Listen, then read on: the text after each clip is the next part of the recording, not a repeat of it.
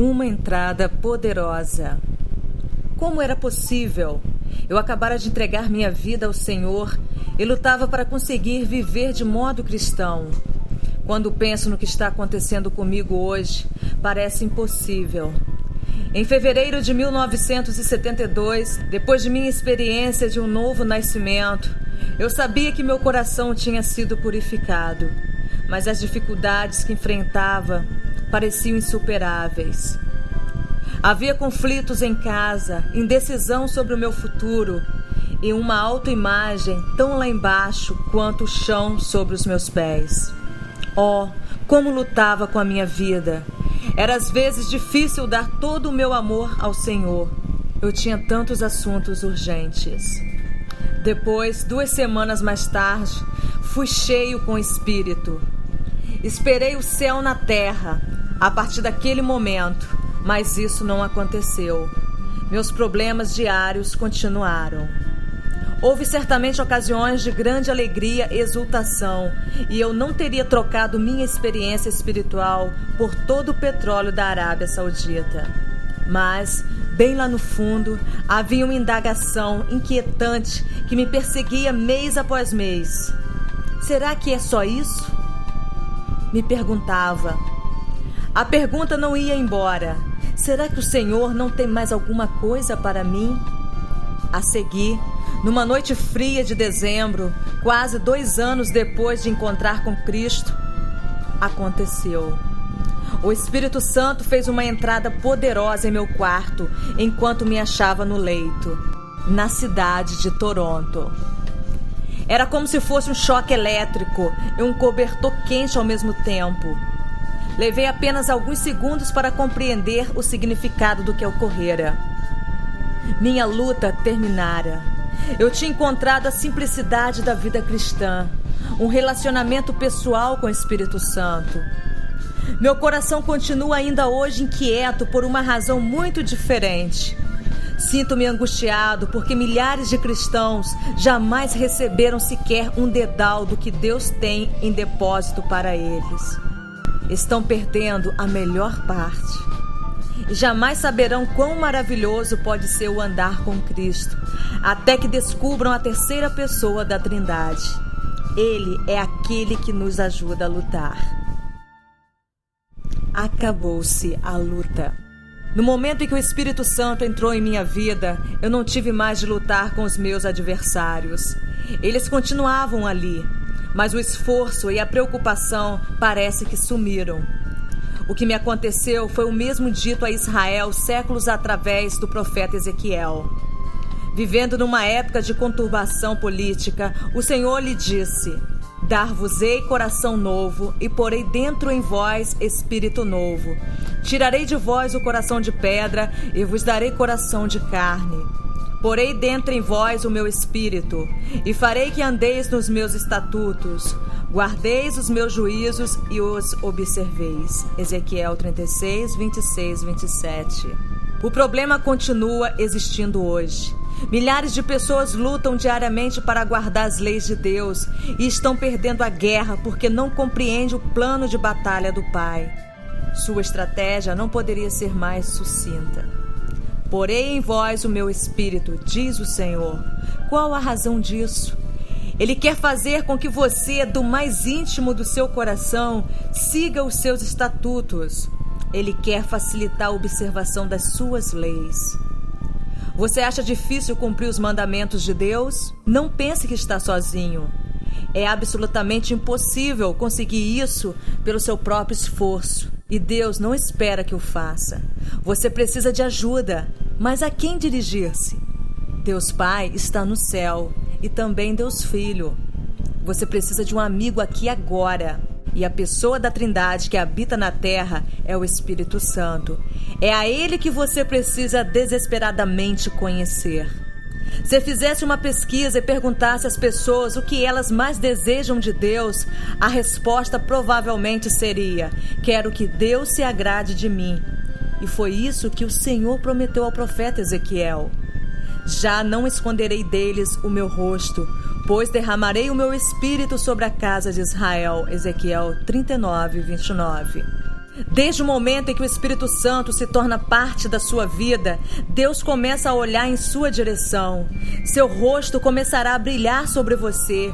O grande desejo do Pai é que você o receba, fique cheio dele e tenha comunhão com ele. Isso o torna feliz.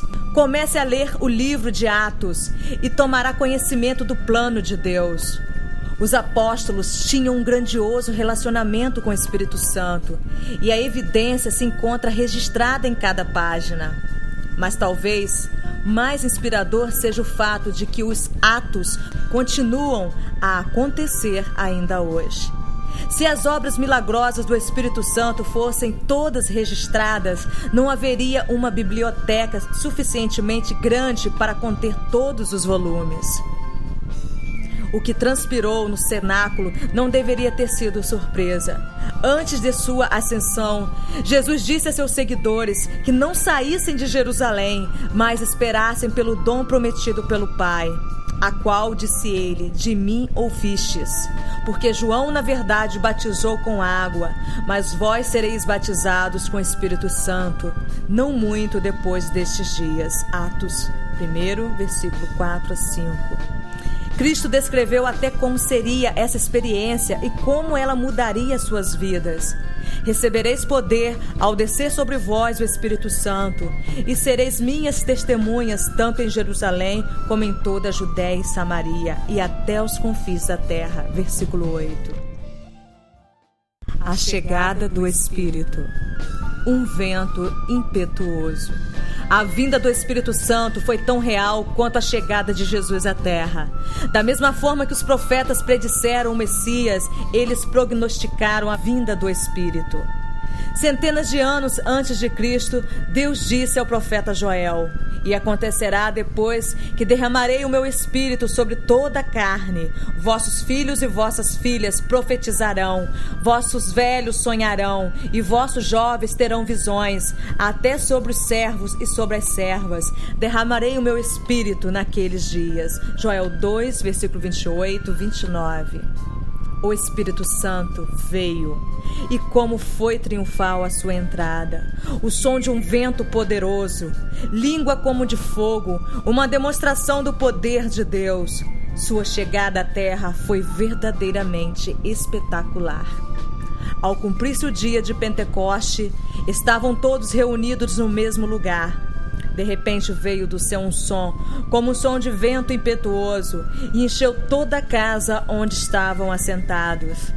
E apareceram, distribuídas entre eles, línguas como de fogo, e pousou uma sobre cada um deles. Todos ficaram cheios do Espírito Santo, e passaram a falar em outras línguas, segundo o Espírito lhes concedia que falassem. Atos 2, 1 a 4. A profecia de Isaías cumpriu-se exatamente, pelo que por lábios gaguejantes e por língua estranha falará o Senhor. Isaías 28, 11. Quando Jesus nasceu, o momento foi marcado por paz e silêncio. Era uma linda noite em Belém, tão clara que os pastores seguiram a estrela até a manjedoura. Que contraste com o ruído poderoso que acompanhou a chegada do Espírito Santo. Ele criou tal clamor em Jerusalém que afluiu a multidão, que se possuiu de perplexidade. Atos 2, 6. Eu costumava pensar que a frase, quando se fez ouvir aquela voz, significava que alguém percorreu a cidade dizendo: vem ver o que está acontecendo. Mas não é isso. O ruído foi literalmente ouvido na cidade inteira. Ora, estavam habitando em Jerusalém judeus, homens piedosos, de todas as nações debaixo do céu. Versículo 5. Pode imaginar o que eles devem ter pensado? A palavra diz: ao ouvirem este som, eles correram para a cena do mesmo, atônitos, porquanto cada um os ouvia falar na sua própria língua. Versículo 6.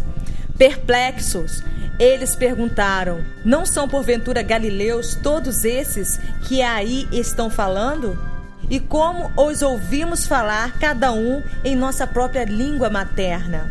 Versículo 7, 8. Quando os ouviram declarar as grandezas de Deus em suas próprias línguas, perguntaram uns aos outros: que é isto dizer? Versículo 12. Por que 120? Sua vinda poderosa não foi programada para um templo feito de pedra. Em vez disso, o Espírito Santo desceu sobre 120 crentes que se tornaram o novo templo de Deus. Você lembra que ao terminar o seu templo, Salomão tinha 120 sacerdotes que tocavam as trombetas? 2 Crônicas 5:12. A Escritura registra que então sucedeu que a casa do Senhor se encheu de uma nuvem, de maneira que os sacerdotes não podiam estar ali para ministrar por causa da nuvem, porque a glória do Senhor encheu a casa de Deus. Versículo 13 e 14. Isso aconteceu de novo no cenáculo. 120 fiéis se reuniram e o Espírito de Deus encheu o templo. Por que 120? É o número do término da era da carne e do início da era do Espírito. Em Gênesis, onde Noé levou 120 anos para construir a arca, a era da carne terminou. Deus disse: o meu espírito não agirá para sempre no homem, pois este é carnal, e os seus dias serão como 120 anos. Gênesis 6, versículo 3. Foi precisamente com este propósito que o Senhor reuniu 120 pessoas no Pentecostes, a fim de que Deus, o Espírito Santo, pudesse ser solto entre as nações. Isso marcou o início da era do Espírito. Os observadores não conseguiam compreender o que estava ocorrendo. Alguns zombaram dizendo: estão embriagados. Atos 2:13. Então se levantou Pedro com os 11 e, erguendo a voz, advertiu-os nestes termos: varões judeus e todos os habitantes de Jerusalém, tomai conhecimento disto e atentai nas minhas palavras. Estes homens não estão embriagados como vindes pensando, sendo esta a 3ª hora do dia, mas o que ocorre é o que foi dito por intermédio do profeta Joel. Versículo 14 e 16. Os 120 estavam tão cheios do Espírito que não podiam ficar de pé sozinhos. O Espírito era tão poderoso que passou a controlar os atos dos crentes. Ele operou mudando sua maneira de falar, suas emoções e seu comportamento. O que Jerusalém testemunhou não foi embriaguez, mas a incrível alegria que se manifesta quando o Espírito toma o controle. Eu já fui também acusado de certas coisas. Que transformação no time do Pedro! Ela trouxe à luz o pregador que havia nele, quando levantou a voz e discursou com intrepidez para a multidão. Quem você pensa que lhe deu as palavras? A mensagem cativante era do Espírito Santo. Porque o nosso evangelho não chegou até vós tão somente em palavra, mas sobretudo em poder no Espírito Santo. 1 Tessalonicenses 1:5. Lembre-se, a palavra diz que o Espírito trabalha com eles. É Ele quem faz a obra. Veja agora o que aconteceu repentinamente no livro de Atos. O Espírito Santo dá enorme autoridade aos que o recebem. Pedro e João estavam subindo para o templo às 3 da tarde, quando era levado um homem coxo de nascença, o qual punha diariamente à porta do templo chamada Formosa para pedir esmola aos que entravam. Atos 3:2. Pedro, fitando juntamente com João, disse: olha para nós. Versículo 4. É maravilhoso ver alguém completamente entregue ao Espírito Santo. Pedro estava cheio de uma firmeza e poder que nunca tivera antes. Ao olhar profundamente para a alma do pobre homem, através dos olhos dele, o mendigo sabia que Pedro e João não brincavam. Os apóstolos estavam investidos de uma coragem santa. Quando Pedro disse: olha para nós, o homem imediatamente os olhava atentamente, esperando receber alguma coisa. Versículo 5. A seguir, Pedro disse: não possuo nem prata nem ouro, mas o que tenho, isso te dou. Em nome de Jesus Cristo, o Nazareno, anda. Versículo 6. Ele tomou a mão direita do homem e ajudou a levantar-se. Instantaneamente os pés e tornozelos do homem se firmaram. Deu um salto, se pôs em pé, passou a andar e entrou com eles no templo, saltando e louvando a Deus. Versículos 7 a 8. Você pode imaginar a consternação no templo? O mendigo fez uma entrada triunfal. Eles o reconheceram na mesma hora, por isso que lhe acontecera. Versículo 10. Não foi uma experiência de ontem. O poder e a autoridade que os apóstolos receberam começaram a tocar as vidas em toda parte. O ministério deles foi seguido de sinais e prodígios entre o povo. Atos 5:12. E qual o resultado disso? Crescia mais e mais a multidão de crentes, tanto homens como mulheres agregados ao Senhor. Versículo 14. Os sinais que se seguiram à vinda do Espírito Santo levavam as pessoas diretamente a Cristo. Esse é um fato importante a ser lembrado. O que aconteceu no cenáculo não foi uma experiência única, nem uma nota de rodapé da história.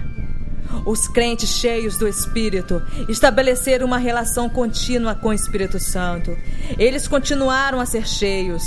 Quando Pedro foi chamado diante do Sinédrio por causa da cura do mendigo, eles perguntaram: com que poder ou em nome de quem fizeste isto?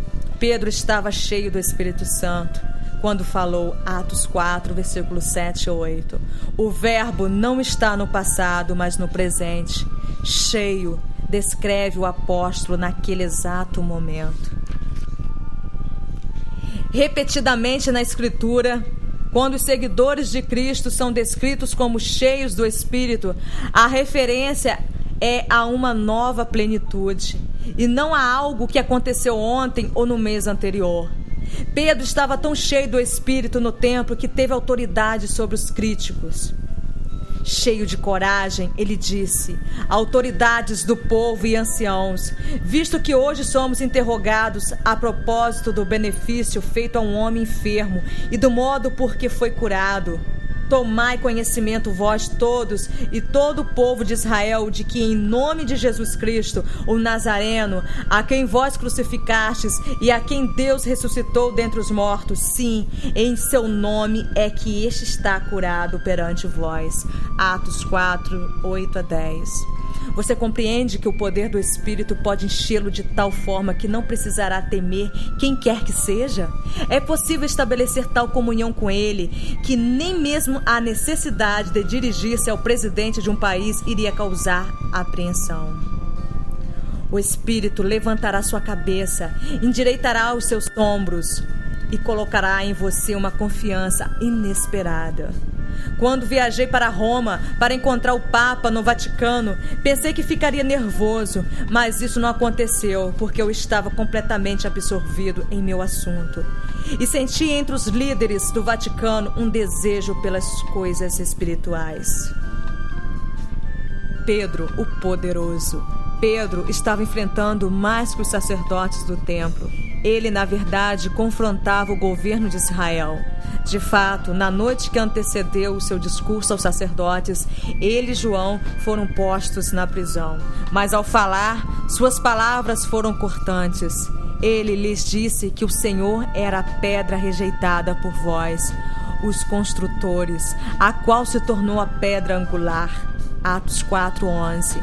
Essa foi uma citação direta do Salmo 118, versículo 22. Seria esse o mesmo Pedro que semanas antes, naquele mesmo lugar, diante das mesmas pessoas, se acovardara com as palavras que uma criada anegara seu mestre? Ali estava ele agora, cheio do Espírito, em completo destemor, desafiando os assassinos de Jesus. Ele não era mais Pedro, o fraco, mas Pedro, o poderoso. Que mudança o Espírito fizera! Tão grande foi essa comunhão com o Espírito Santo que Pedro desafiou diretamente Ananias. Ele disse: Ananias, por que encheu Satanás teu coração para que mentisses ao Espírito Santo? Atos 5:3. As palavras de Pedro e os atos de Deus foram tão poderosos que sobreveio grande temor a todos os ouvintes. Versículo 5. Posso contar-lhe por experiência própria que chega um ponto onde a comunhão com o Espírito torna-se tão real, tão profunda e tão grande que as suas palavras e atos se conformam às palavras e atos dele. Quando você sabe, por exemplo, que ele foi entristecido, você fala corajosamente a favor dele, sabendo que ele está fluindo através de você neste exato momento. Você estará tão próximo dele que sentirá que ele está respondendo ao que você disse. Acredito que está chegando o dia em que os homens e mulheres de Deus ficarão tão perto do Espírito que irão testemunhar muito mais do que curas e milagres. Testemunharemos o Espírito quando ele afugentar aqueles que ousarem enfrentá-lo. Nunca se esqueça de Ananias. Ele caiu e expirou. Atos 5:5. E nunca se esqueça de Gease. Ele mentiu para Eliseu a respeito dos presentes que Naamã levara. Naamã foi curado, mas o Espírito levou Eliseu a dizer: a lepra de Naamã se pegará a ti e a tua descendência para sempre. 2 Reis 5:27. E foi exatamente isso que aconteceu. Jesus fez uma poderosa declaração quando disse: assim como o Pai me enviou, eu também vos envio. E havendo dito isto, soprou sobre eles e disse-lhes: recebei o Espírito Santo. Se de alguns perdoardes os pecados, são eles perdoados. Se lhos retiverdes, são retidos. João 20, versículo 21, 23.